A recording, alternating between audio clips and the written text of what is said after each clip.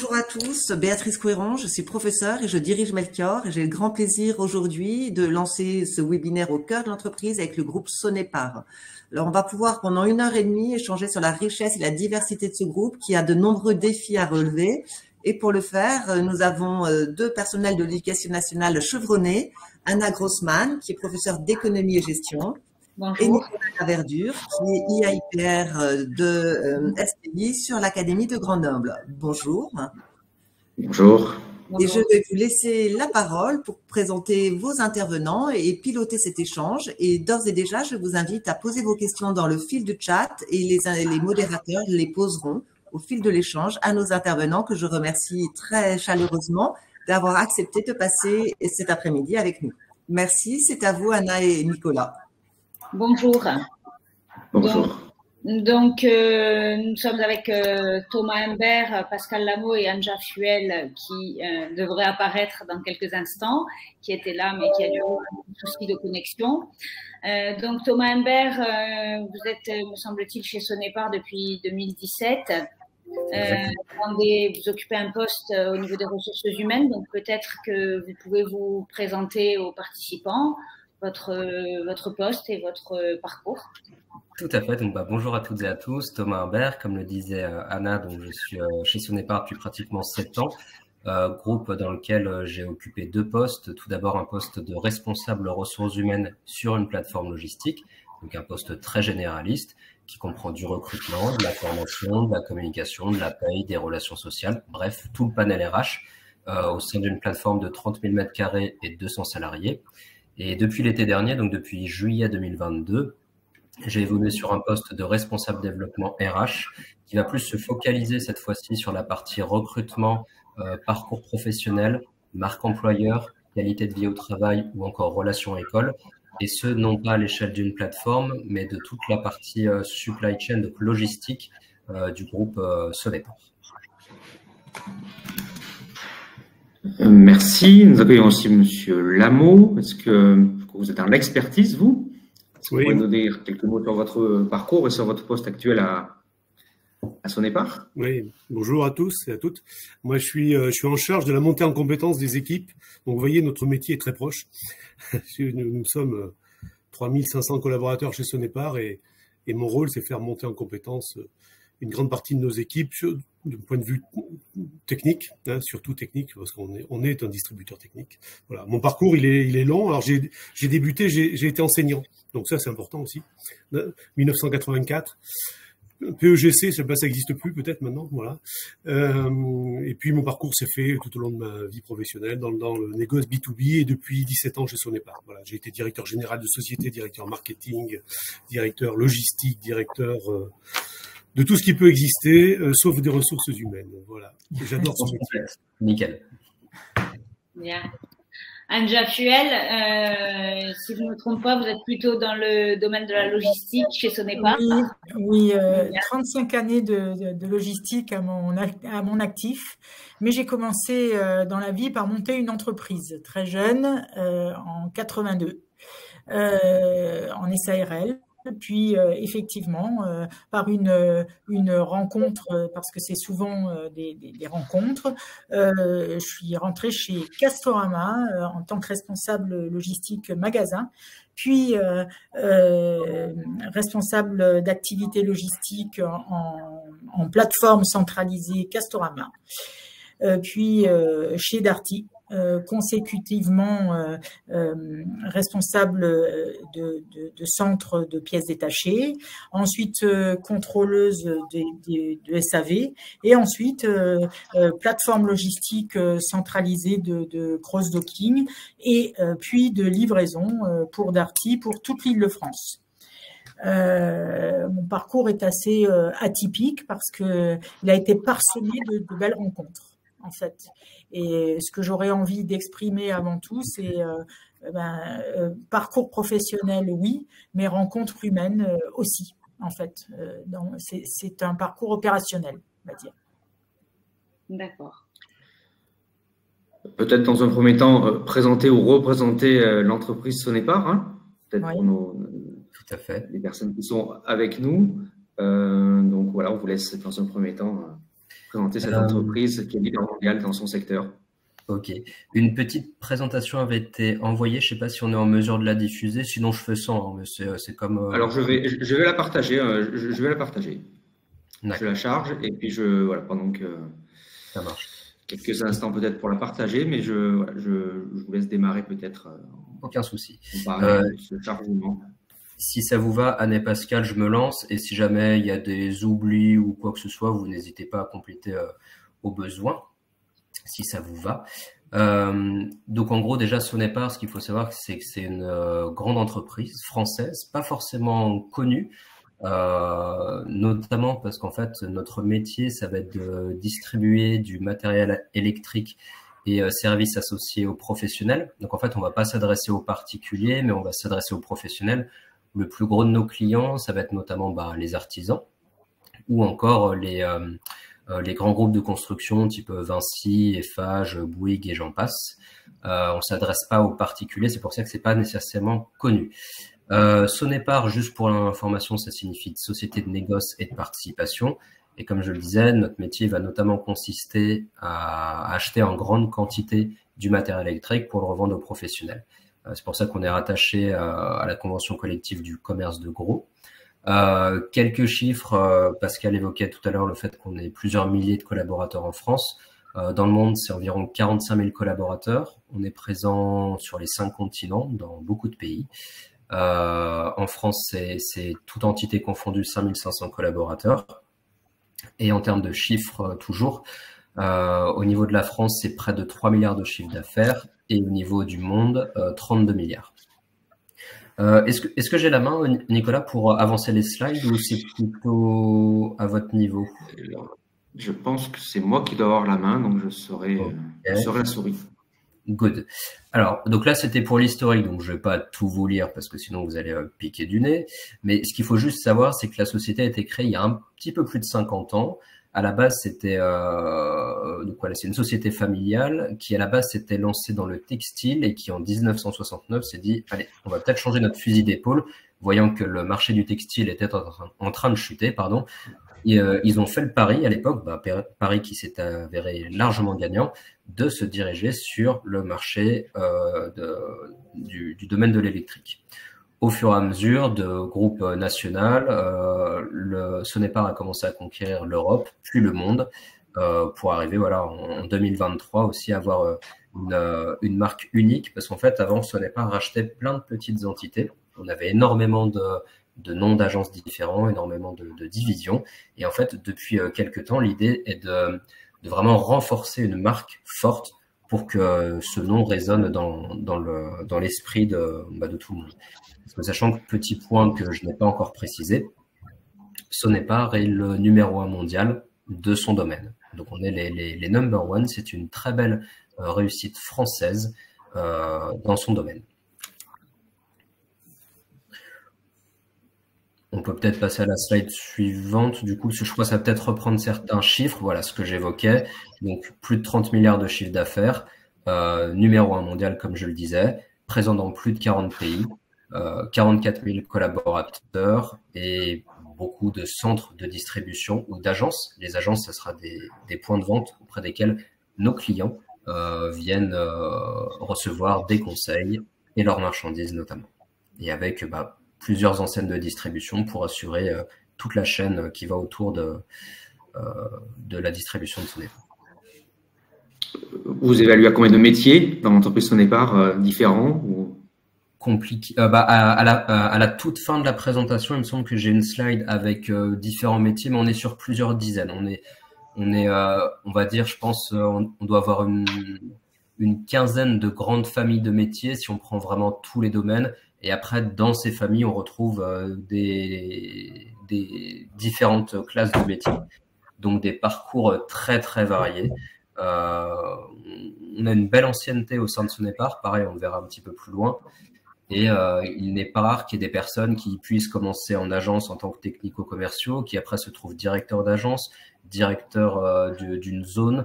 Après, il y a des parcours transverses aussi entre entités. C'est l'avantage de la taille de notre groupe, de par son côté international et de par la variété de ses métiers, où il y a des parcours très riches et variés que je pourrais aborder, voilà, surtout vers la fin quand je présenterai les différents métiers.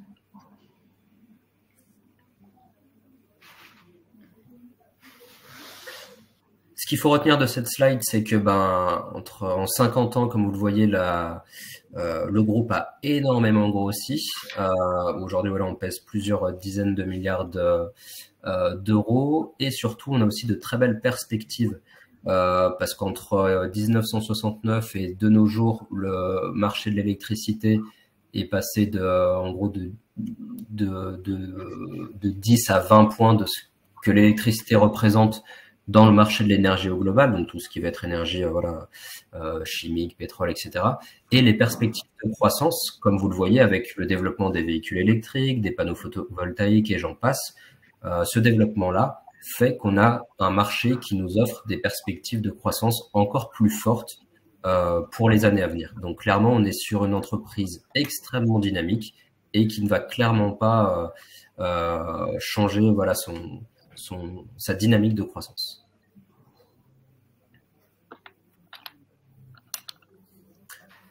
Présent un peu partout dans le monde, donc comme je le disais, là c'était juste une slide très rapide pour vous illustrer le fait qu'on est présent sur pratiquement tous les continents et dans de nombreux pays, donc comme on le disait tout à l'heure, une quarantaine de pays.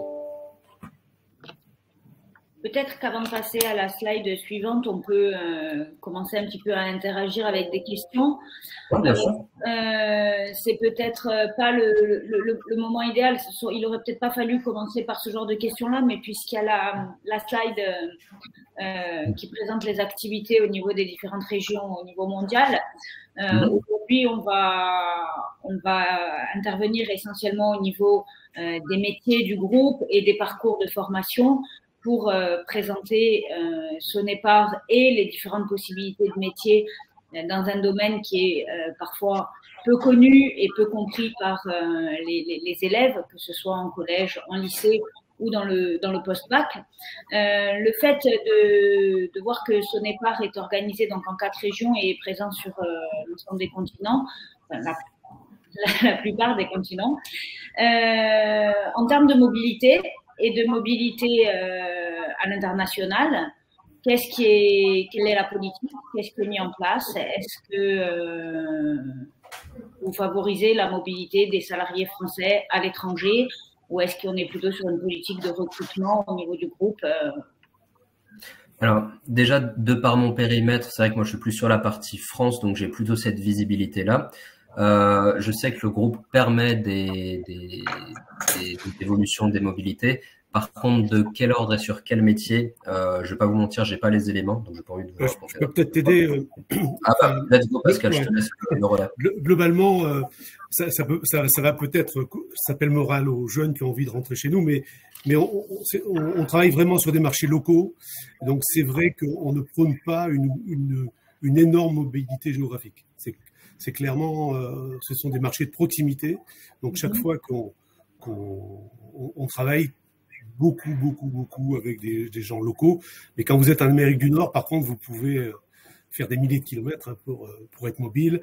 Mais la mobilité, comme vous la connaissez dans des grands groupes comme L'Oréal, LVMH ou autres, qui est prônée au niveau mondial, chez nous, on est plutôt dans des commerces très proches de proximité. Nos clients, Thomas l'a dit, nos clients sont des artisans électriciens. Ce sont vos artisans qui viennent chez vous. Donc, on prône cette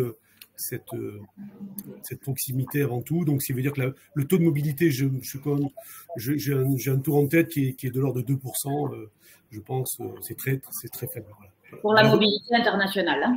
Internationale. Par contre, la mobilité régionale et la mobilité de chaque pays, effectivement, elle est extrêmement importante. Très bien, je vous remercie. Et aussi intra-profession. On vient d'en parler à l'instant. Hein. On a des dizaines, des quinzaines de métiers. On peut devenir acheteur en ayant eu un parcours de commercial avant. On peut devenir logisticien. Alors Anne est tombée dedans quand elle était petite, mais d'autres personnes sont devenues logisticiens en ayant été comptables avant. Donc on prône aussi cette mobilité fonctionnelle de manière assez importante. Tout à fait. Vous vouliez qu'on fasse une petite pause, Anna, pour voir si on avait des questions, des réactions avant de trop dérouler, mais déjà si Pour l'instant, il n'y a pas de réaction dans le chat ni de questions. Donc, peut-être que vous avez abordé la notion de mobilité régionale par rapport aux clients que vous avez. On pourrait peut-être aborder là, finalement, quel type de client a Sonepar et à quelle échelle, à quelle échelle géographique cela correspond. Tout à fait. Donc, comme on le disait, nos clients principaux vont surtout être des artisans PME, donc pour environ 75%. Sur la partie vraiment client, sur le marché résidentiel. Après, on a également la partie vraiment industrie et enfin, dans une moindre mesure, le marché tertiaire. Donc, avec la répartition qu'on voit là. Par rapport à la répartition, vous avez dit géographique, c'est ça? Oui, c'était en lien avec la mobilité dont on a parlé juste à l'instant. L'artisan, ça va être plutôt local, mais localisé n'importe où dans un territoire, j'imagine. Oui, c'est extrêmement éparse. Il n'y a pas une ou deux régions en particulier. Globalement, c'est réparti de façon assez équilibrée sur le territoire. Il y aurait évidemment, quand on parle d'entreprises un peu plus grandes, comme je l'évoquais, comme Bouygues, Vinci ou autre, ce sera plus dans les grandes villes.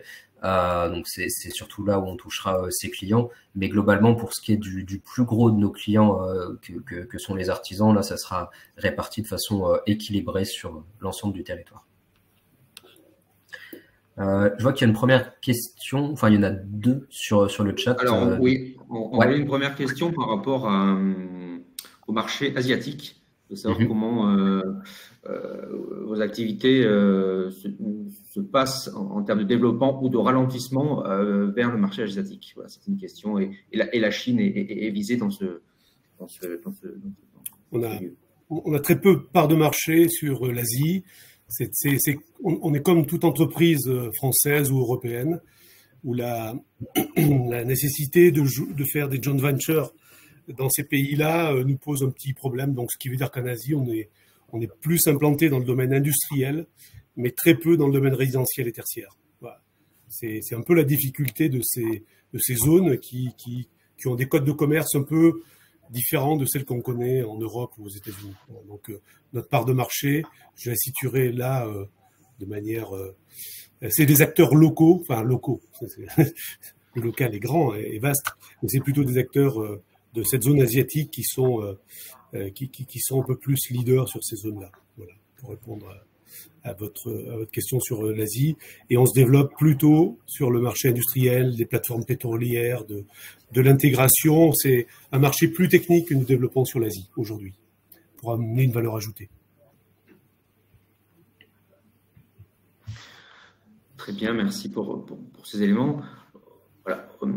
Au-delà de la présentation de Sonepar, est-ce que c'est une société de service? Est-ce que c'est une société qui vend des produits techniques? Donc, il y a une relation très forte entre le service et le technique. Peut-être aborder les produits que vous pouvez proposer aux professionnels installateurs pour la plupart.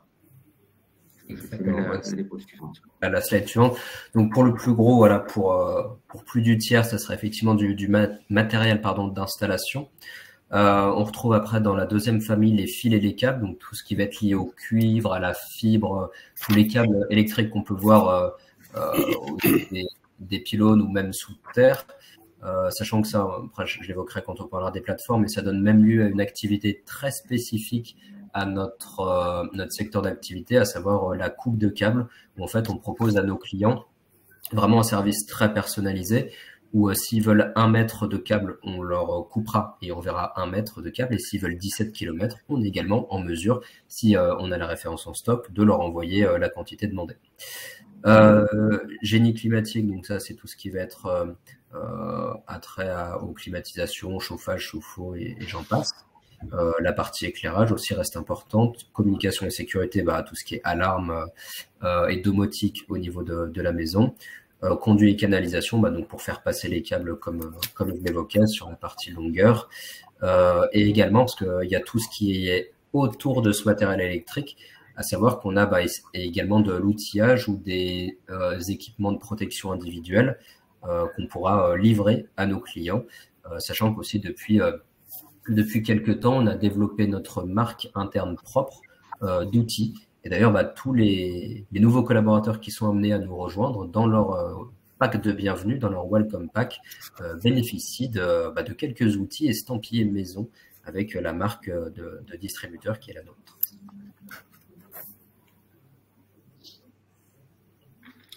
Quand vous dites que vous avez des clients qui volent entre 1 mètre et 17 km, est-ce que c'est juste des clients qui sont de plus en plus exigeants ou est-ce que c'est des clients qui réfléchissent à l'optimisation en lien avec la transition écologique, voilà, la gestion des déchets? Quelle est la part de réflexion dans cette demande très précise?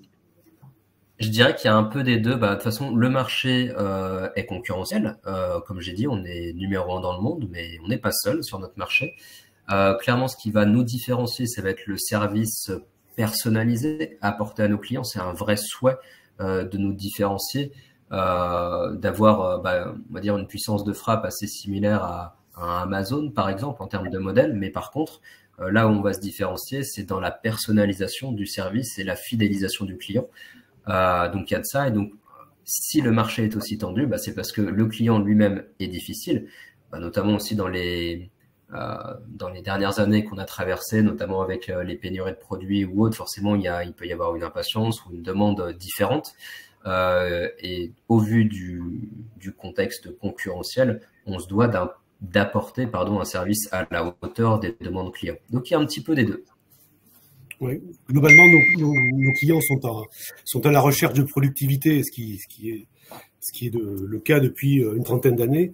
Donc, cette recherche de productivité fait que nous sommes de plus en plus intégrés à ce qu'on appelle la supply chain, et Anne pourra nous en parler tout à l'heure sur la LOD, la logistique on demand.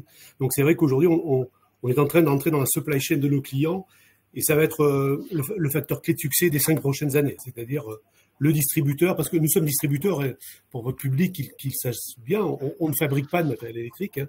Nous revendons les matériels électriques fabriqués par Schneider, Legrand et autres. Donc, nous sommes des distributeurs techniques, comme on vous disait tout à l'heure, des distributeurs de services.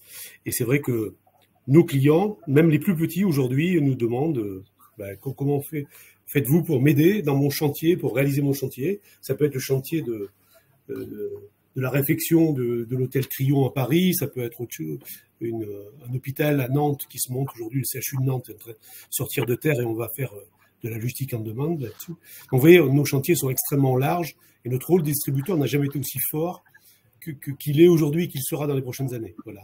Il y a 15 ans, l'industriel fabricant qui donnait le là au marché. Aujourd'hui, ce sont plutôt les distributeurs comme nous, très forts, comme Saint-Gobain ou nous, qui sommes des vrais acteurs des grands chantiers de demain.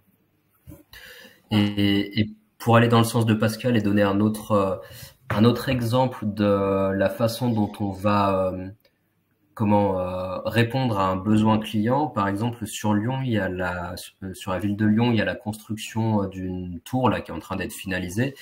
Et c'est nous, dans l'appel d'offres, avions réussi à obtenir ce marché avec, je crois que c'était avec Bouygues.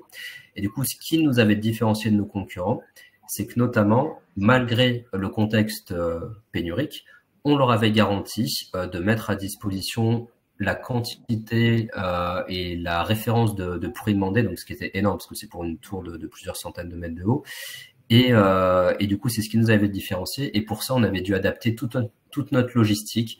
On avait dû stocker pendant des mois sur plusieurs plateformes, plusieurs références pour que au moment où Bouygues en a besoin pour ce chantier, ils aient juste appuyé sur le bouton et on les livre en J+1. Parce que comme je l'évoquais, on a une belle chaîne logistique qu'on va vous expliciter dans les slides d'après, qui nous permet de répondre positivement et de façon réactive à nos demandes clients. Donc en fait, on va même parfois pour des gros chantiers, des gros clients, jusqu'à aller adapter notre chaîne logistique en termes d'approvisionnement et de stockage des produits pour répondre aux besoins de nos clients. Mais justement, par rapport à vos métiers, à votre activité, la logistique, elle est au cœur de votre chaîne de valeur. Et on imagine bien que c'est l'activité phare autour de laquelle vous avez un certain nombre de métiers qui se développent. Oui. Donc, est-ce qu'on peut faire un petit focus sur la logistique, les plateformes que Sonepar a sur le territoire?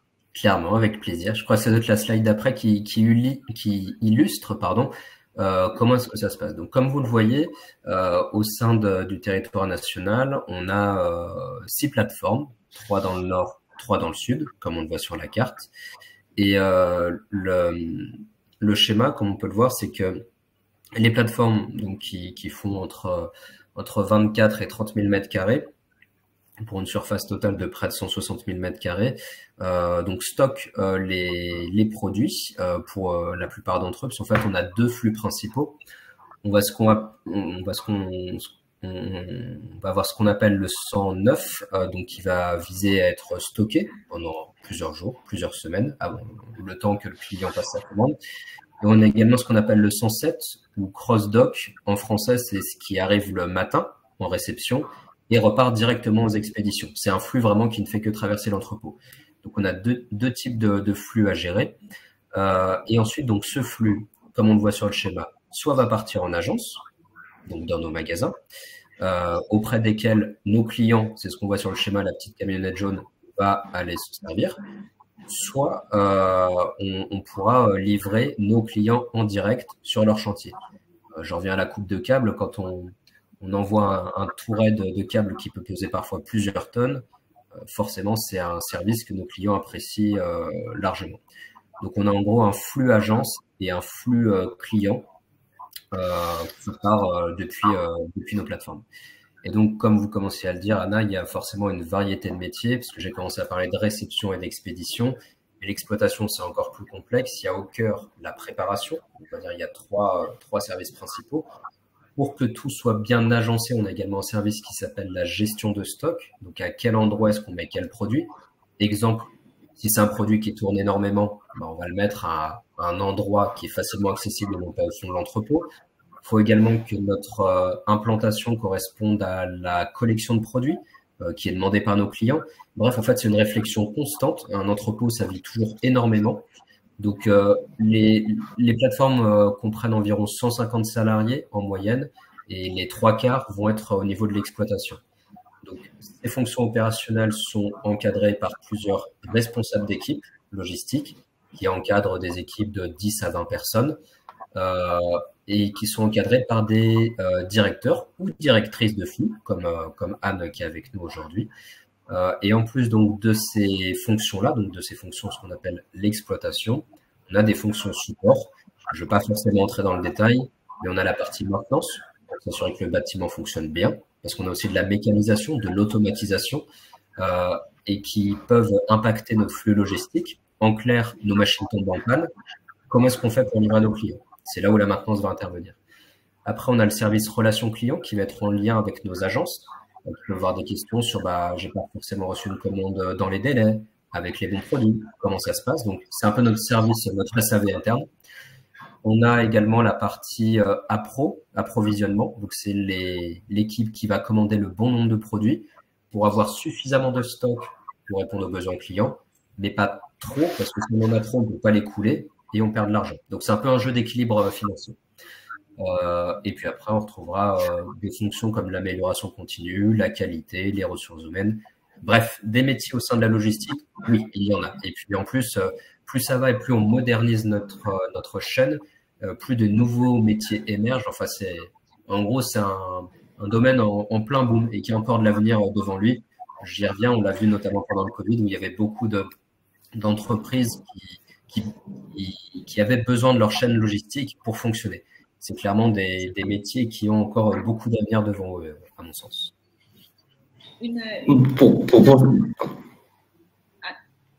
Allez-y, Nicolas, j'allais poser une question.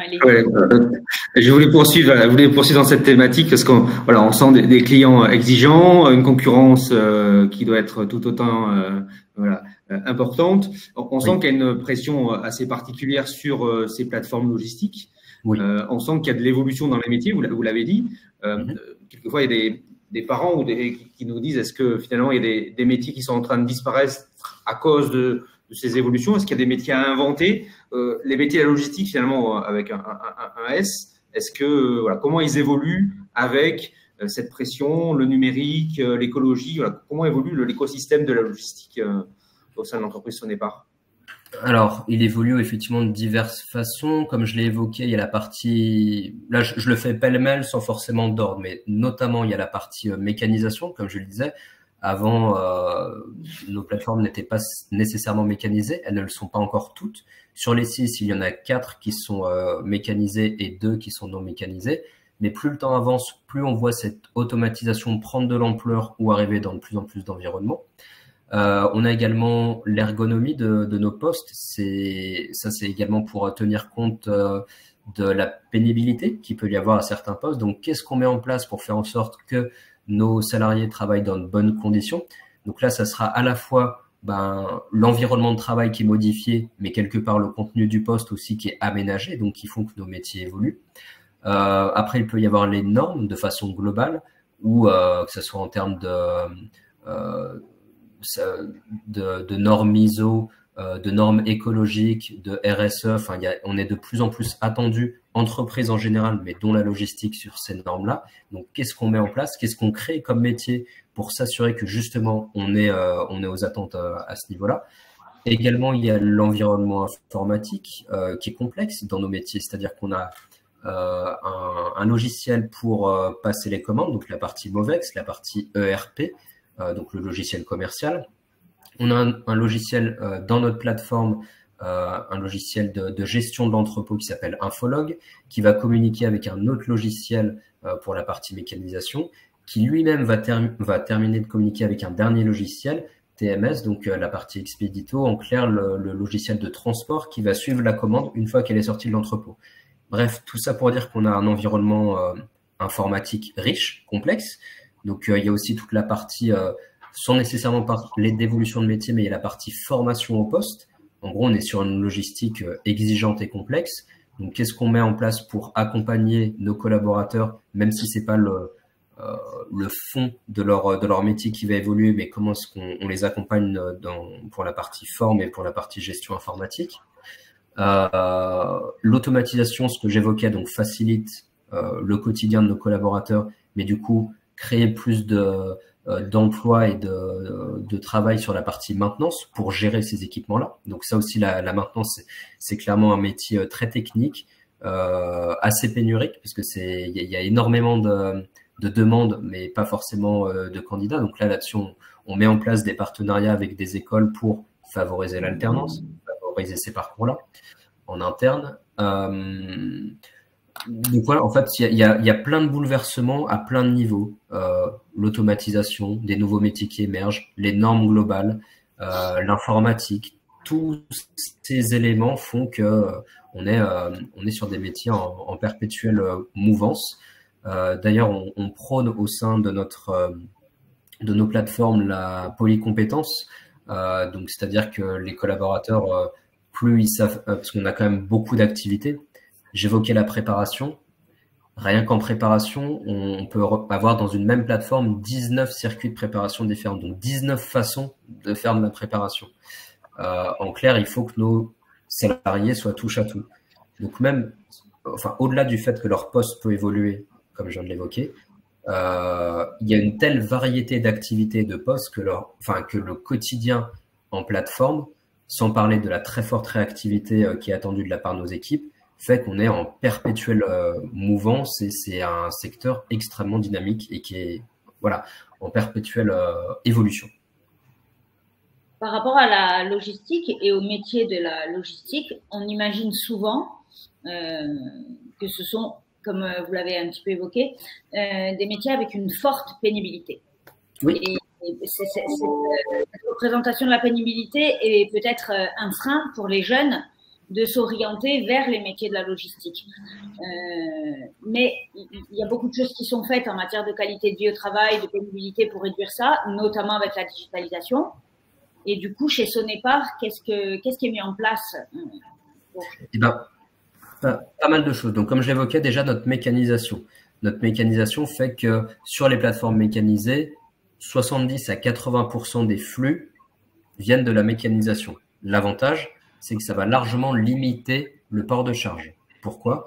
Parce qu'en fait, le produit de la réception, en passant par la préparation jusqu'aux expéditions, va passer sur des convoyeurs jusqu'à être posé ensuite sur la palette. Donc, en fait, il y a très peu de manutention de produits. Donc, ça, c'est une première chose. Ensuite, on a de plus en plus de postes qui passent par la partie 5S, donc où tout est extrêmement, on va dire, bien rangé à sa place, où il y a par exemple des papiers d'absorption des chocs pour les collaborateurs qui sont amenés à se déplacer, donc pour voilà, tenir compte de ces éléments-là. On a testé aussi sur certaines plateformes les exosquelettes pour limiter le port de charge, enfin l'effort physique du collaborateur, mais plus transposer ce port de charge sur une machine. On a également la partie câblerie que j'évoquais tout à l'heure, où il y a des gros tourets parfois très lourds, et on a déployé sur plusieurs plateformes des préhenseurs qui vont permettre d'éviter que ça soit au collaborateur de déplacer le touret, mais que ça soit bien la partie mécanique, encore une fois, qui prenne sa charge le poids. Autre point aussi, on a l'avantage d'être dans des entrepôts où il y a très peu d'écart de température. On n'est pas dans des environnements à gérer des produits frais ou à être soumis à des fortes températures. Quand c'est le cas du fait de la canicule, on est amené à déployer des pauses supplémentaires, des pauses fraîcheur supplémentaires rémunérées, en mettant ventilateur, fontaine à eau un peu partout au niveau de la plateforme. Donc, on tient énormément compte aussi du confort de nos collaborateurs. Donc voilà, on a quand même une multitude d'outils déjà mis en place et ou qui vont être mis en place pour tenir compte de ces aspects-là. Comme je l'évoquais tout à l'heure aussi, on a une très grande variété d'activités et on prône la polyvalence, la polycompétence, pour éviter que la personne fasse 7 heures par jour la même chose, pour éviter les mouvements répétitifs. On est doublement gagnant parce que ça permet de sécuriser la partie santé physique du collaborateur, d'une part, et d'autre part, ça nous permet d'avoir des collaborateurs formés touche à tout, qui, en fonction du flux d'activité, va pouvoir être déployé en conséquence. Donc déjà, ça leur permet avant tout de prendre soin d'eux. Ça leur permet d'éviter de faire les mêmes choses toute la journée. Et nous, ça nous permet, en cas de pic d'activité ou d'absence, de pouvoir avoir les bonnes ressources au bon poste.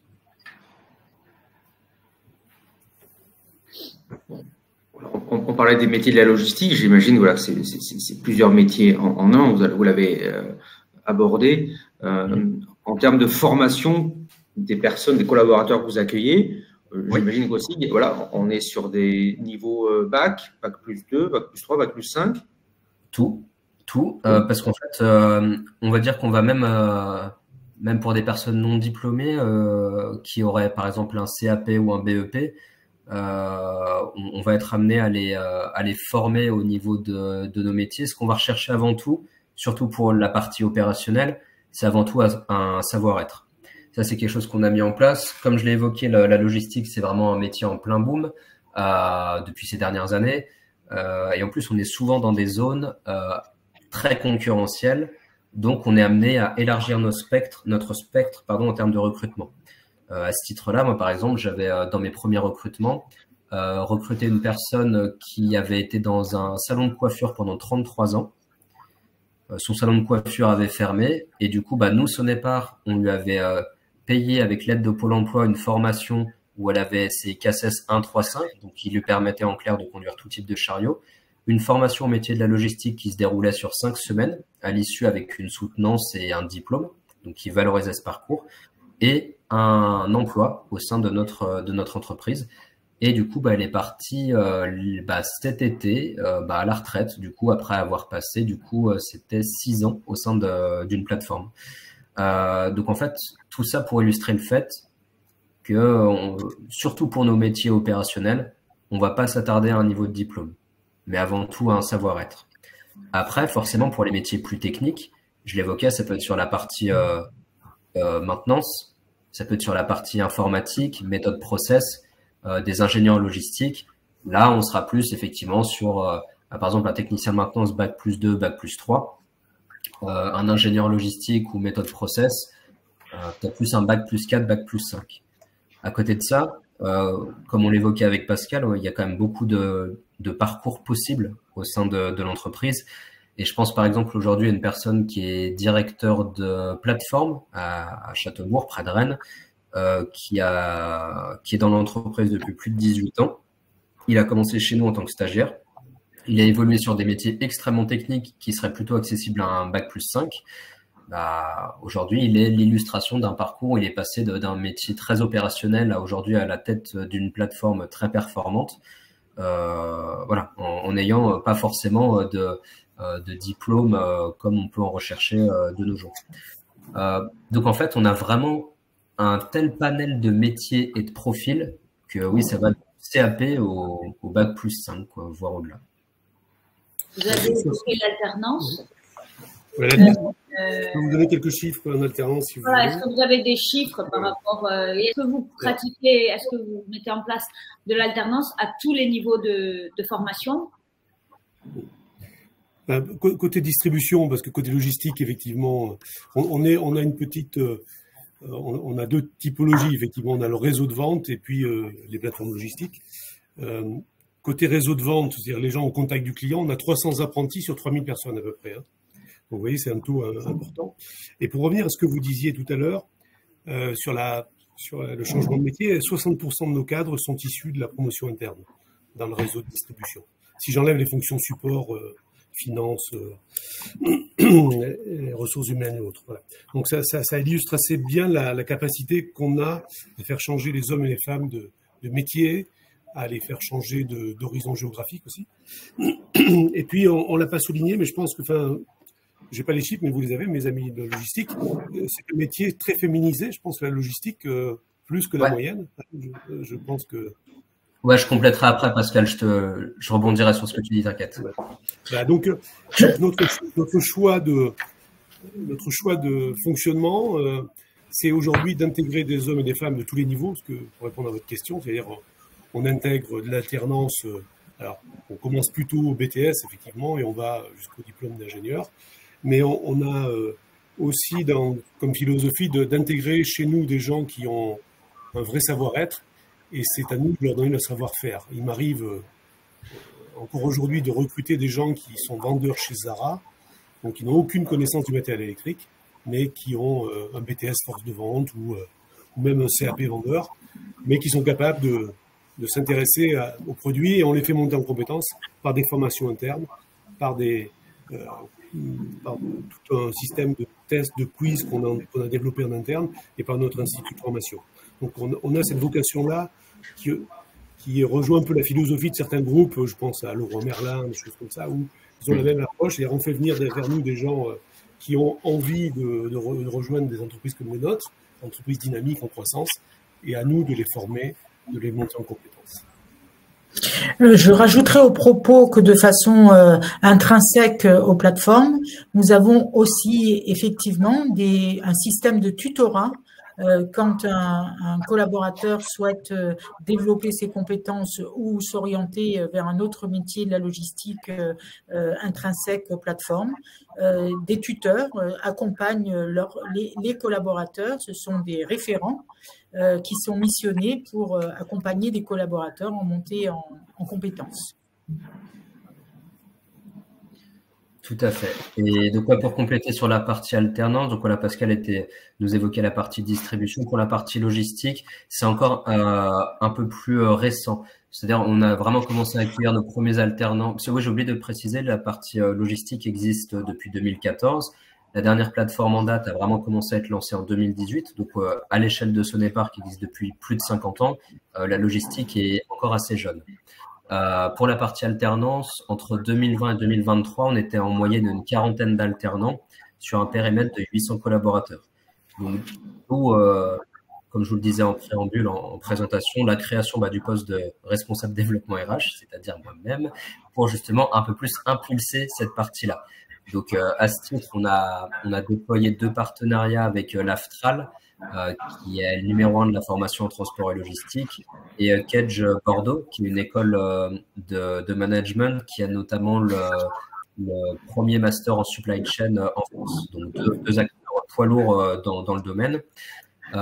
Et également, pour répondre à votre question, donc oui, c'est à tout niveau. C'est-à-dire qu'on va accueillir des candidats qui préparent un bac pro pour les former et les embaucher sur des métiers opérationnels, d'agents d'exploitation logistique, tout comme on a des Master 1, Master 2 sur des fonctions support sur des fonctions d'exploitation, sur des fonctions d'ingénieur, sur de la maintenance. En fait, l'idée est d'avoir le panel le plus large possible pour à la fois se constituer un vivier de potentiels recrues, avoir, comme je vous disais, un partenariat école pour être en lien avec le réseau des anciens.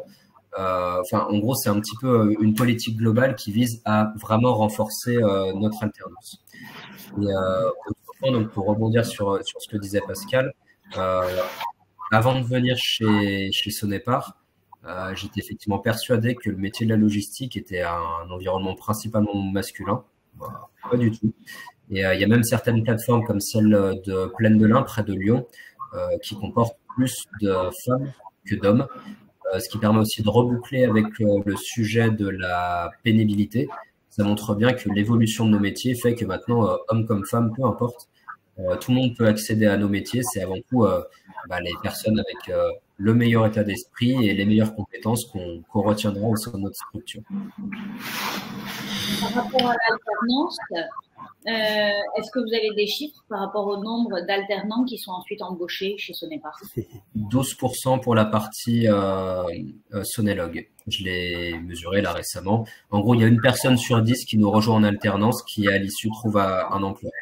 L'idée, en fait, c'est que on n'embauche pas les alternants pour remplacer un emploi. C'est vraiment pour former nos jeunes, pour leur donner un élan dans leur carrière professionnelle. Mais par contre, quand on a à la fois une opportunité interne et un excellent candidat, on ne va pas se priver de l'occasion effectivement de l'embaucher. C'est peut-être des chiffres qui sont amenés à évoluer positivement, j'entends. Vu que plus ça va, plus on veut avoir une proportion d'alternants importante. On a compris que vous avez un certain nombre de formations en interne pour monter en compétences de ces personnes qui viennent d'horizons extrêmement différentes. Et j'ai entendu la notion de savoir-être Oui. sur lequel vous avez insisté à plusieurs reprises, les soft skills qu'on entend souvent. Quand vous présentez finalement la société Sonepar à une famille ou à un élève qui souhaiterait peut-être vous rejoindre, quel type de savoir-être vous parlez là, à un jeune là, pour que ça lui parle? Qu'est-ce qu'il y a derrière le savoir-être chez Sonepar? Le savoir-être, ça va être à la fois, pareil, pas forcément dans l'ordre, mais pêle-mêle, ce qui me vient à l'esprit et vu de ma fenêtre, ça va être la bienveillance. C'est-à-dire, je le vois pour les nouvelles personnes qui nous rejoignent, on cherche à avoir une grande disponibilité, que ce soit via le tutorat qu'a évoqué Anne, toujours trouver un interlocuteur pour vous apporter une réponse. Enfin, on est dans une société familiale avec un esprit familial. Donc, ce côté vraiment bienveillance, entraide, la curiosité aussi, l'envie de chercher à se développer. Le droit à l'erreur aussi, c'est quelque chose qu'on prône au sein de notre entreprise. Alors, évidemment, pas non plus faire tout le temps des erreurs, mais par contre, ça fait partie du jeu que de faire des erreurs et c'est en faisant qu'on apprend. Et puis après, ça va être souvent, enfin, il y a des mantras au sein de notre société qui est de dire que ce qui compte, c'est ce qui dure et ce qui dure, c'est ce qui sait s'adapter. Donc, il y a aussi le fait d'être souple, d'être adaptable, de trouver des solutions. On est dans une entreprise qui nous permet d'exprimer notre potentiel. Donc, c'est un peu tous ces éléments qui vont faire qu'on retrouvera un collaborateur qui a l'ADN Sonepar, entre guillemets, au niveau de son savoir-être.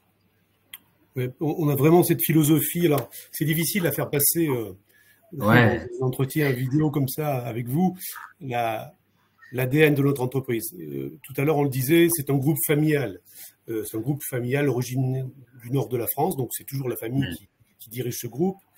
Et il y a à la fois de la bienveillance qu'évoquait Thomas, du respect. Il y a aussi beaucoup de similitudes avec le sport, parce que vous savez, vous êtes enseignants tous, et souvent on a des mauvais élèves en classe, mais qui sont des très bons sportifs. Et donc, et nous, on se retrouve avec les mauvais élèves qui ont été très bons sportifs, parce qu'on est quand même un métier très basique, hein, on n'est pas des intellectuels. Donc, on vient vers nous des gens qui ont... on a aussi des polytechniciens, des centraliens, des HEC, je vous rassure. Mais globalement, on a quand même une vraie population d'hommes et de femmes qui qui auront moins bien réussi leurs études que la moyenne. Enfin, j'en suis un exemple. Et donc, à un certain moment, ça a créé une espèce d'émulsion dans notre entreprise avec des hommes et des femmes qui sont rentrés par la petite porte, qui ont grandi, qui ont les pieds sur terre. Et ça se ressent. Alors, il faudrait venir en stage chez nous, vous verrez. On peut vous inviter, c'est un grand plaisir. Mais voilà, il y a ça qui se ressent, cet respect, bienveillance et ces autodidactes très nombreux, même si, je le répète, c'est pas une volonté d'avoir que des autodidactes. On a beaucoup d'autodidactes, beaucoup d'hommes et de femmes issus du sérail, et ce qui fait que voilà, on a ce vrai mixte qui fait qu'on se révèle au travers de notre entreprise et on grandit avec elle. Vous l'avez vu, la courbe de chiffre d'affaires. Les gens qui sont là depuis 20 ans, ils ont multiplié la taille par 20. Voilà, et ils sont à l'origine de cette croissance. Et ça, on le ressent dans le comportement. Tout à l'heure, vous avez évoqué la pénurie dans certains métiers qui pouvait être un petit peu compensée par la digitalisation et par le fait que les salariés soient polyvalents, polycompétents, vous avez employé ce terme. Quels sont les emplois sur lesquels vous faites aujourd'hui face à la pénurie la plus importante? Les métiers face à laquelle qui sont plus pénuriques, c'est ça? Oui, c'est ça. Les emplois sur lesquels il y a le plus de pénurie. À chaud pour la logistique, j'en verrais 3. Je dirais donc les métiers opérationnels que j'évoquais, ce qu'on appelle les agents d'exploitation logistique. En clair, les personnes qui vont faire de la réception, de la préparation des expéditions et de la gestion de stock, notamment sur les profils expérimentés, que ce soit ce qu'on appelle aussi des caristes, donc les personnes qui non pas ont simplement le permis CACES, mais ont vraiment les compétences pour cette conduite-là qui reste technique. On a quand même parfois des palettes de plusieurs centaines de kilos qui sont soulevées à 11, 12, 13 mètres du sol, avec une vraie précision à avoir et une vraie réactivité pour accompagner notre préparation. On a aussi la partie maintenance, qui sont vraiment des métiers très techniques, très spécifiques et qui sont de plus en plus demandés. Et enfin, je dirais les profils de managers de l'exploitation, notamment les responsables d'équipe logistique que j'évoquais, qui est un peu notre première ligne managériale. Je dirais que c'est principalement ces 3 métiers-là qui sont les plus pénuriques et en plus qui constituent le plus gros de nos troupes au sein des plateformes, d'où le défi vraiment important au niveau de notre supply chain. Pour le réseau, c'est essentiellement ce qu'on appellerait des technico-commerciaux, que sont des gens qui possèdent des BTS, des DUT techniques et qui maîtrisent certaines technologies électroniques, domotiques, électrotechniques, mécaniques et autres. Voilà. Et ce sont des profils qui nous manquent aujourd'hui parce qu'on est une distribution technique et voilà, ce que je disais tout à l'heure, former quelqu'un, ça met 3 ans avec la tête bien faite. Donc le prendre à la sortie de l'école, en 12 mois, il acquiert vite une compétence. Donc voilà un peu le métier qui nous gêne le plus. Et vous parlez de l'école. Est-ce que sur ces dernières années, quelles sont vos relations avec l'école au sens très large? Est-ce que la relation a évolué? Il y a une pénurie de métiers. Est-ce que ça engage chez vous une réflexion sur pourquoi? Est-ce que les formations sont adaptées, sont suffisamment nombreuses sur le territoire? Quels sont vos liens actuels avec l'école? Moi, à titre personnel, je travaille pas mal avec des inspecteurs d'académie. On est en lien avec des inspecteurs. J'ai du mal à connaître tous les noms chez vous, mais dans les académies, il y a un inspecteur d'académie qui suit les lycées techniques. Hein, c'est ça. Oui. Je sais pas comment ça s'appelle, mais voilà. Donc moi, je suis en lien avec 5, 6 ou 7 de ces inspecteurs d'académie. Et on essaie de créer des passerelles. Donc on anime un challenge sur l'académie d'Aquitaine en ce moment sur les bac pro MELEC. Voilà. Et on essaie de faire des passerelles avec certains inspecteurs d'académie, c'est-à-dire venir nous former les enseignants. Alors on l'a fait en IRVE récemment. Alors l'IRVE, c'est les bornes de recharge électrique, où certains de nos experts viennent briefer les enseignants sur les dernières technologies. Voilà ce qu'on fait. Par contre, effectivement, il y a pléthore de formations, l'éducation nationale, mais c'est vrai que de plus en plus, on voit apparaître des startups, et vous avez dû le voir aussi. Je ne sais pas si vous connaissez l'école Gustave, l'école La Solive. Enfin, il y a plein d'écoles qui sont en train de naître aujourd'hui et qui créent des formations face à la pénurie de main-d'œuvre, plutôt dédiée à nos clients, en l'occurrence là. Donc nous, on a beaucoup de relations aussi avec ces startups pour pouvoir aider nos clients à recruter, parce que notre rôle, il est de se sauver nous-mêmes avec les pénuries, mais aussi d'aider nos clients à garder leurs compétences. Voilà, parce qu'on veut aussi que nos clients puissent être aidés pour trouver des talents. Voilà, donc voilà, on travaille avec vous, mais je trouve pas assez. Clairement, moi je trouve c'est insuffisant. Dans mon rôle, je devrais connaître au moins une vingtaine ou une trentaine d'inspecteurs académie, et j'en connais que 6 ou 7. Et puis on travaille pas mal avec des startups, oui, effectivement. Et pour compléter ce que disait Pascal, comme je disais, nous, sur la partie logistique, on est en train de développer les relations écoles en général, donc sur des formations allant du bac au bac plus 5. On est amené aussi régulièrement à recevoir classique, des stagiaires, même de 3e ou de seconde pour de l'observation. L'idée étant de faire connaître nos métiers, notre environnement.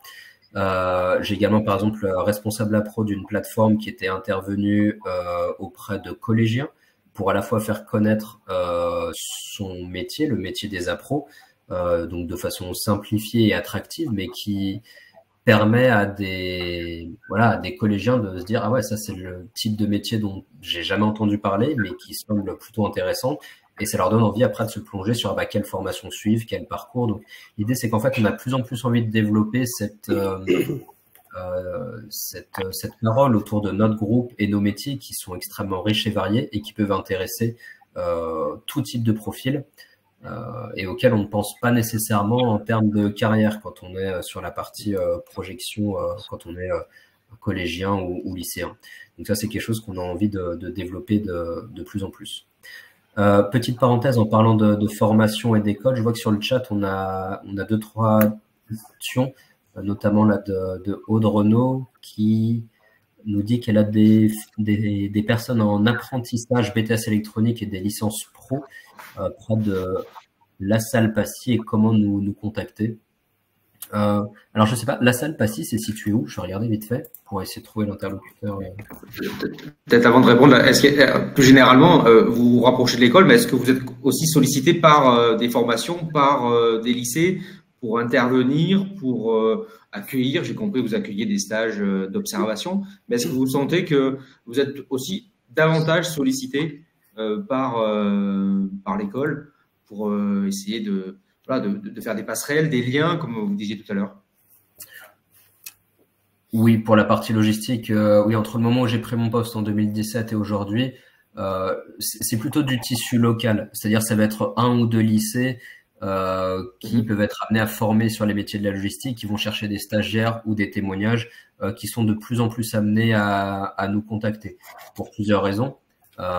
Déjà parce qu'ils en ont l'envie et le besoin, et aussi parce qu'ils savent que nous, entreprises, vu qu'on communique dessus, on est sur des profils assez pénuriques. Au niveau géographique, pardon, excusez-moi. Non, mais juste, on est très capillaire, ce n'est pas, on l'a évoqué tout à l'heure, vous avez vu le nombre de points de vente au niveau mondial, on a 440 agences au niveau France. Donc c'est vrai que d'abord, les lycées techniques, les collèges, tous les lycées sont des clients aussi, ils achètent du matériel électrique. Donc, on a quand même une proximité business. Mais c'est vrai que je regrette, je le répète, et la personne on peut lui donner mon mail. On n'a pas assez de relations pour vous aider parce que nous, tous les jours, on voit des milliers et des milliers d'entreprises d'électricité et on pourrait aider vos élèves à trouver des stages, par exemple. Voilà. Et je trouve qu'on n'utilise pas assez ce canal-là, parce que moi, qui ai 10 jeunes garçons, 10 jeunes filles qui viennent dans une agence à Nantes, à Bordeaux, et qui soient là les matins, qui donnent leur CV aux 30 entreprises qui passent, moi, je suis prêt à le faire. Vous voyez, et ça, je trouve que c'est très simple à faire et on devrait le développer avec des rectorats ou avec des académies. Voilà. Donc ça, c'est facile à faire et bénéfique pour tout le monde. Au niveau géographique, on imagine que là où il y a le plus de recrutement et le plus de stages, d'alternance, etc., ça va être sur les 6 plateformes. Mais puisque vous avez 440 agences que vous venez d'évoquer, quels sont les territoires sur lesquels vous avez des besoins et sur lesquels les élèves, par exemple, moi je suis en France, force. Et on imagine bien que pour les élèves, c'est pas forcément évident sur certaines plateformes. Alors, je sais pas si Thomas, tu avais mis le slide des agences Sonépar en France, mais on est clairement sur les 15 métropoles. Enfin, on est bien sûr en Ariège, on est bien sûr en Creuse, mais nos besoins, ils sont sur les 15 grandes métropoles françaises. Donc, on a une répartition économique extrêmement classique.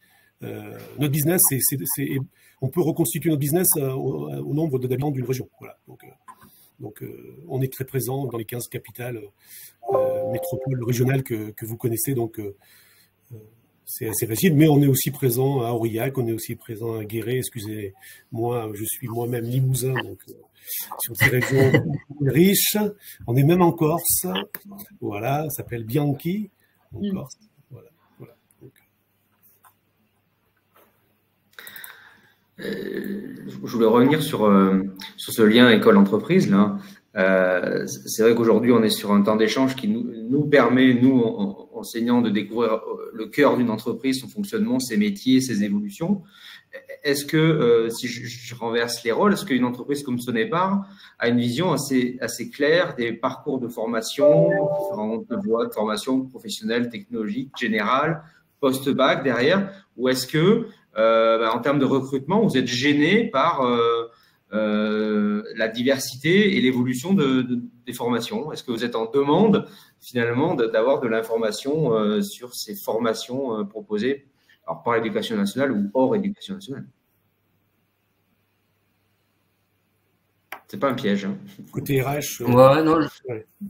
Ouais, je réfléchis. Est-ce que j'avais des éléments là-dessus? Non, pour le moment, je me sens pas en difficulté.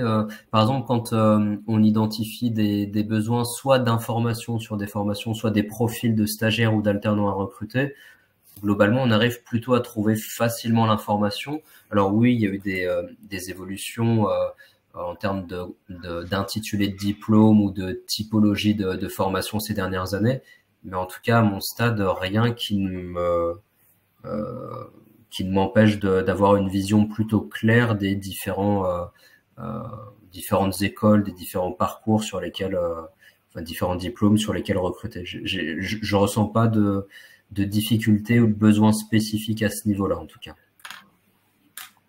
Un titre indicatif, c'est toujours intéressant quand même d'avoir l'info, parce que nous, on a un peu de mal à faire de différence entre un BTS marketing opérationnel, un BTS NRC.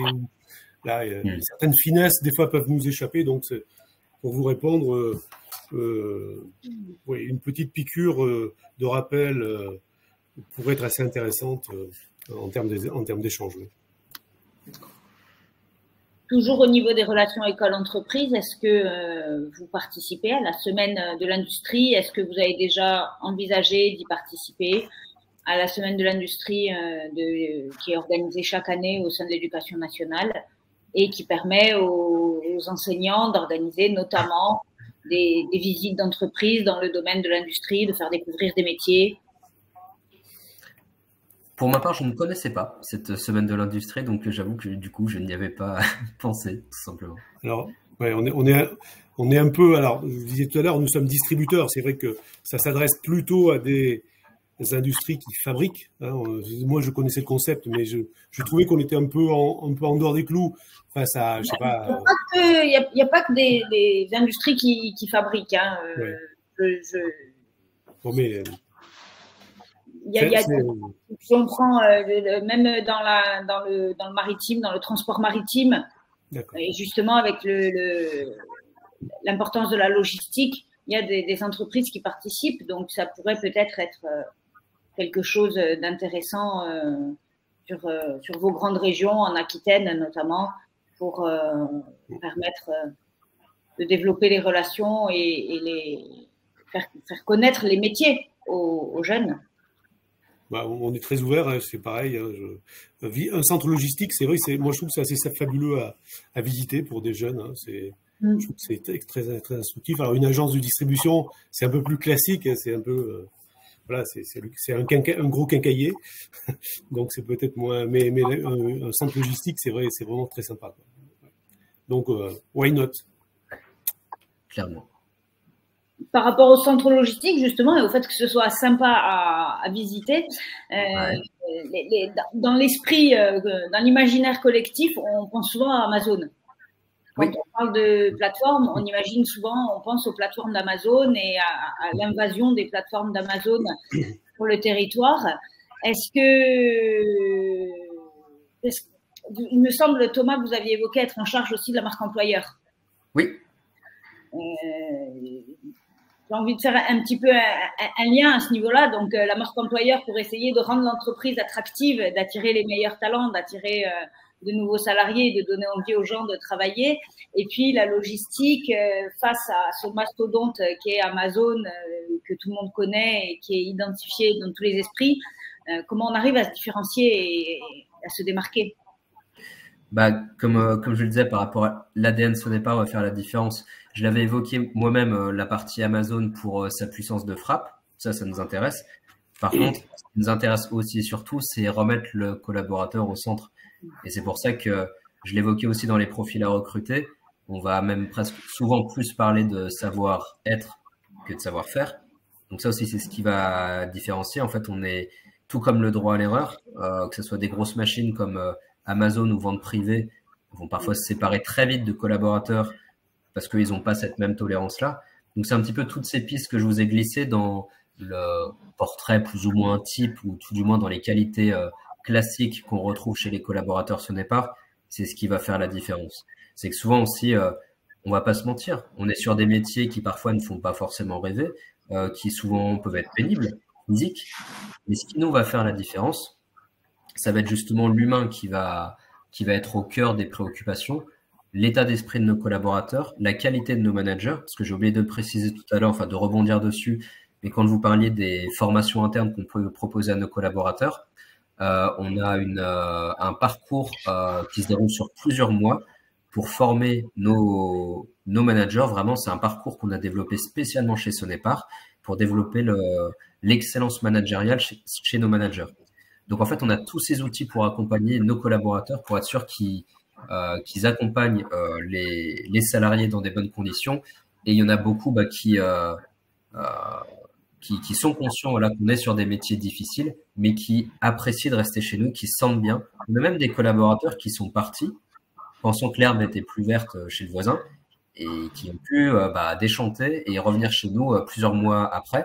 Et ces personnes-là, on les accueille à bras ouverts parce que ça devient un petit peu nos ambassadeurs de demain, qui justement, connaissent la réalité de notre entreprise, connaissent une partie de la réalité de ce qui se passe ailleurs et peuvent clairement témoigner largement en notre faveur.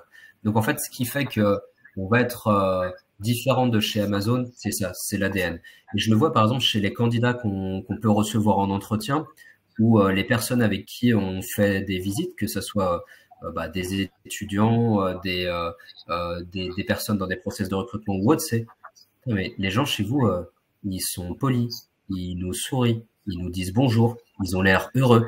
Et en fait, le nombre de candidats, de personnes externes en général qui étaient surpris parce que nous, on estime être des basiques, que sont la politesse, le respect, finalement, c'est peut-être pas partout le cas, parce qu'en tout cas, il y a pas mal de personnes à l'externe qui nous le disent. Donc en fait, ce qui fait qu'on va faire la différence, c'est ça. Et c'est pour ça, c'est ce que disait Pascal, c'est vrai qu'il y a un centre logistique, clairement, de par sa dimension, sa mécanisation, va mettre des paillettes plein les yeux. Mais il y a aussi ce qu'on voit sur le visage de nos collaborateurs, ce qu'on ressent quand on est sur place, qui clairement est très loin des entrepôts désincarnés ou déshumanisés, de grosses machines à broyer de l'humain que peuvent avoir certaines entreprises en logistique. Je rejoins le propos de Thomas. En fait, sur le Pontet, nous avons 99 exploitants, agents d'exploitation aujourd'hui. Tous les matins, je passe leur dire bonjour et je connais chacun de leurs prénoms. il me paraît essentiel dans une plateforme telle que la nôtre, avec plusieurs services tels que vous l'a compté Thomas, que de faire forcément il y a un lien humain qui s'établit entre les animations, la sécurité et l'exploitation que nous y faisons tous les jours. Nous tenons à cet ADN, à préserver cet ADN chez Sonelog, Sonepar. Au niveau de l'ancienneté moyenne chez Sonepar, vous avez un chiffre? Alors, je regarde ça. On l'a dans la presse, mais elle est très élevée. Et 11 ans. Combien? Tu as 12 ans en plateforme? 11 ans d'ancienneté moyenne et 11 ans, ouais. Et j'ai rencontré plusieurs collaborateurs qui dépassaient même les 40 ans d'ancienneté, oui, qui ont fait absolument toute leur carrière, parfois jusqu'à la retraite, dans le groupe Sonepar. Donc, on est sur un groupe stable. Oui, la moyenne dans la distribution est plus élevée que ça dans le réseau, c'est autour de 17 ans de moyenne. Ah oui. Voilà. Donc on a. Moi, je pense que les 11 ans, ça doit être la moyenne effectivement de distribution plus logistique. Tu vois, ça doit être la moyenne groupe. Et comme je le disais, vu que la logistique est plus jeune, on a été créé en 2014, forcément, on fait un petit peu baisser les statistiques au global chez Sonepar. Mais ça va lancer. Face aux problématiques de pénurie, aux besoins, à la flexibilité, pardon, dont vous devez faire preuve, est-ce que vous avez beaucoup recours à de l'intérim? Oui, on peut avoir recours à l'intérim pour plusieurs raisons. C'est déjà, on a une saisonnalité dans notre activité avec des périodes fortes. Exemple, au mois d'août, ça va être très calme parce que les chantiers sont à l'arrêt, on aura très peu d'activité. Mais il y a certains mois, comme les mois d'octobre-novembre, le mois de mars ou le mois de juin-juillet, qui sont très très forts par rapport à ça. Donc, en fonction de la saisonnalité, notre activité va fluctuer. Autre point aussi, comme je le disais, on est souvent dans des zones assez concurrentielles où parfois une différence d'1 ou 2 centimes de l'heure réellement va faire la différence et le salarié va partir. Et souvent, en fait, ils sont en intérim et il y a pas mal de salariés qui veulent se donner le choix et qui veulent éviter de s'engager dans un CDI. Et souvent, l'intérim peut être pour l'intérimaire une façon de tâter le terrain au niveau de l'entreprise et de se dire est-ce que je me projette dedans. Mais nous, dès lors qu'on a un salarié intérimaire qui a, comme je le disais, le bon état d'esprit et que nous, on a au niveau du budget la possibilité de l'embaucher, on laissera jamais quelqu'un en intérim pour l'entreprise. Ça, clairement. Donc c'est en fait un levier qui répond à notre saisonnalité et en même temps un biais de recrutement qui est assez plébiscité par les intérimaires qui aujourd'hui veulent se laisser une forme de souplesse et veulent se laisser le choix avant de choisir leur entreprise. Sur le réseau, plus de 3000 personnes, 0 intérimaire. D'accord. Ouais.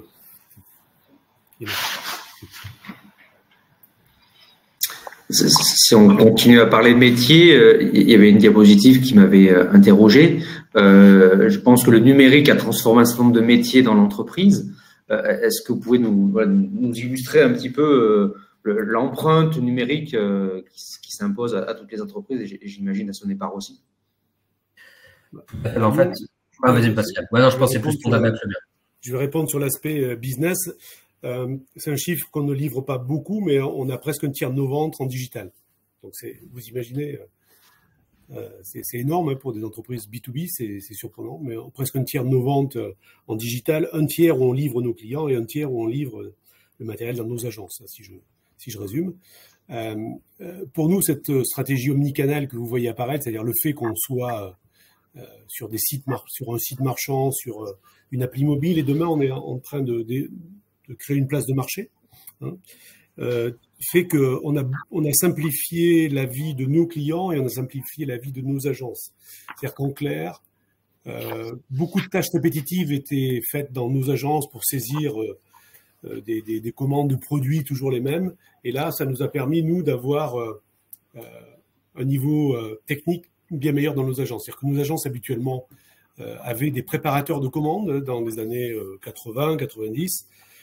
Et maintenant, on a des vendeurs. Voilà. Donc, on a aussi cette montée en compétences. Alors, bien sûr, en termes de productivité, on a demandé plus de productivité, vous en doutez, mais globalement, on a par ce biais-là fait monter en compétences le personnel de nos agences. J'ai les 440 points de vente aujourd'hui. Vous n'avez plus aucun logisticien de base dans nos agences et tout le monde est devenu vendeur technique ou vendeur, je dirais, un peu comme dans les grandes chauffeuses de bricolage. Mais globalement, ça nous a permis de monter en compétences.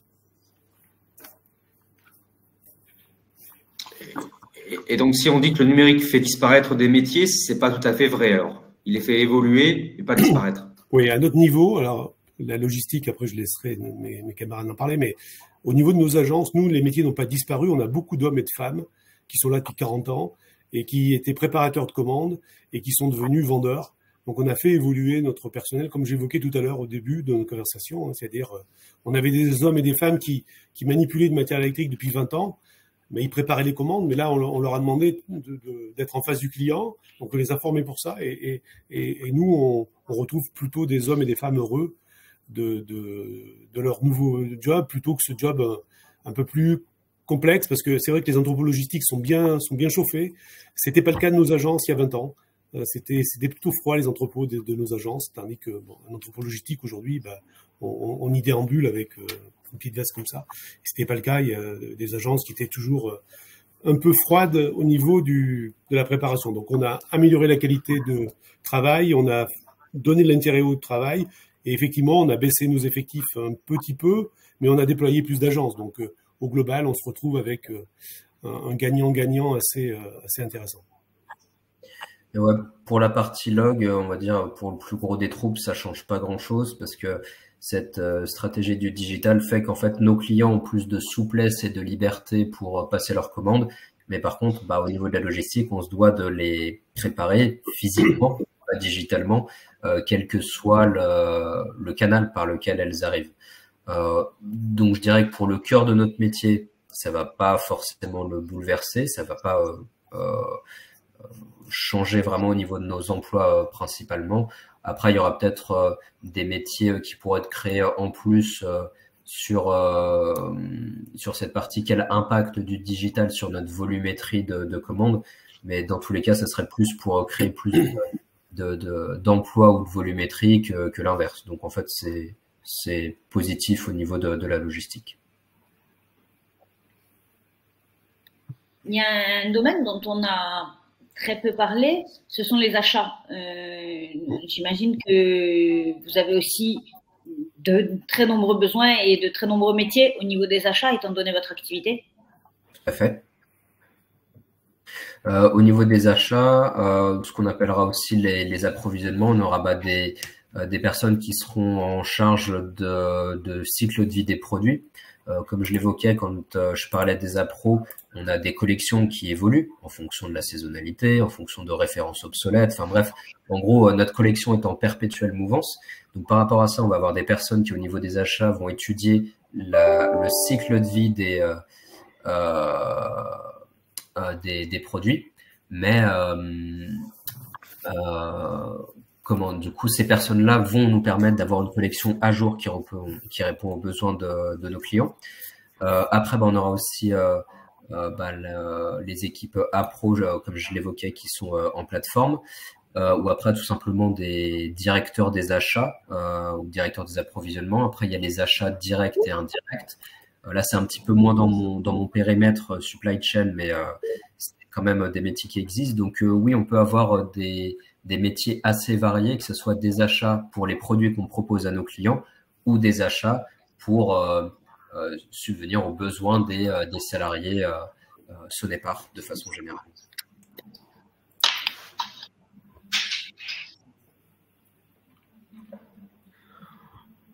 On avait gardé une question pour la fin, peut-être un peu plus légère, à vous de nous le dire, de savoir si votre activité avait été impactée positivement par les Jeux Olympiques de 2024 en termes d'infrastructure et de...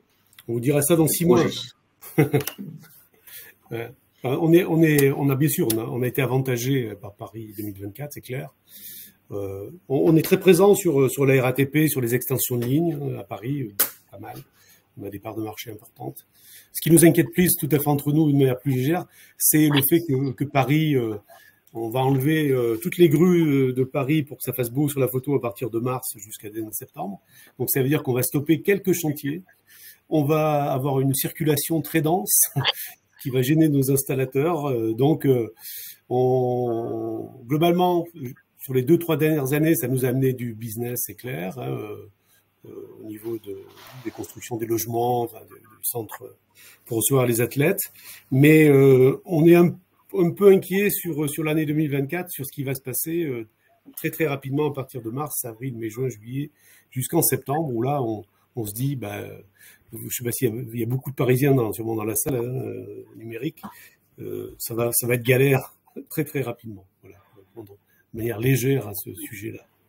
Donc ça peut représenter une opportunité en termes de marché, mais finalement il y a une inquiétude derrière. D'accord. Mais toujours dans nos métiers, il y a toujours menace et opportunité ou opportunité menace. Menace et opportunité. Il faudra faire le bilan de tout ça après à la fin des Jeux Olympiques.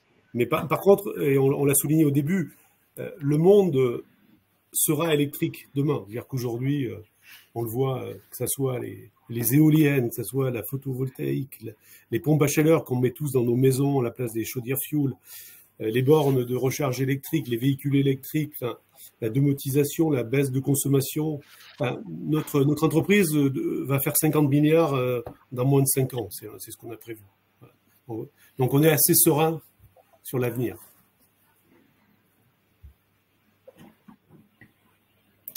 Avant de terminer, il nous reste encore un petit peu de temps. Est-ce qu'il y a un conseil que vous pourriez donner aux élèves que nous, enseignants, nous pourrions rediffuser à nos élèves? Alors moi, pour ma part, en présence plateforme et en tant que directrice d'exploitation, ce que je dirais à nos jeunes d'aujourd'hui, c'est de ne pas avoir peur de frapper à la porte, d'être curieux. La curiosité intellectuelle, pour moi, c'est le meilleur vecteur de réussite et de rencontre, et aussi la meilleure façon de trouver sa voie quand on ne sait pas vraiment ce qu'on va faire de son avenir. Nous ouvrons nos portes et nous accueillons ce jeune public. Nous l'avons déjà fait et nous continuerons à le faire en plateforme. La curiosité, je crois. Pour moi, ce serait le maître mot.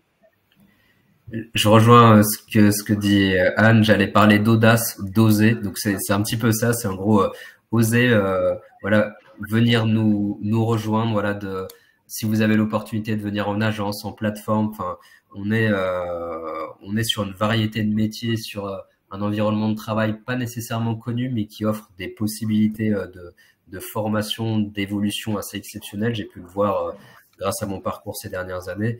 Donc clairement, voilà, en lien avec cette curiosité, pardon, je vous dirais, soyez osés, soyez audacieux et foncez. Je vous dirais à peu près la même chose. Convaincre vos élèves que l'activité du bâtiment au sens large et de la distribution professionnelle qui est très liée. Nous, on considère qu'on est dans la filière du bâtiment. Voilà. Et dire à vos élèves, il n'y a pas qu'LVMH, Schneider, Amazon et toutes ces entreprises qui font envie à nos jeunes, mais toutes ces entreprises, les autres très cachées, avec des pépites comme nous qui pesons 33 milliards, il n'y a pas que nous, mais bâtiment, pensez un peu en dehors des clous, essayez de les faire penser en dehors des clous pour choisir leur avenir et leur métier. Et ça sera déjà extraordinaire pour nous. Merci.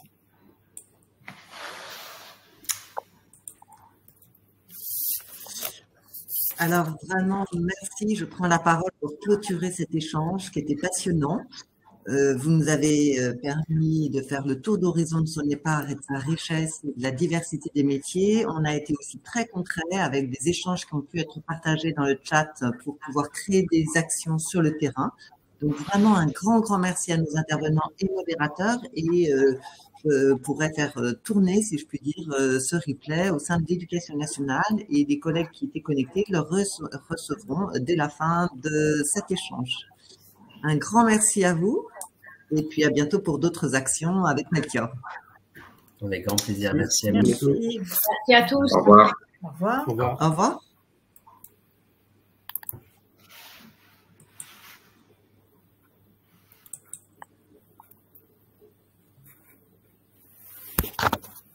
Comment on est chez vous?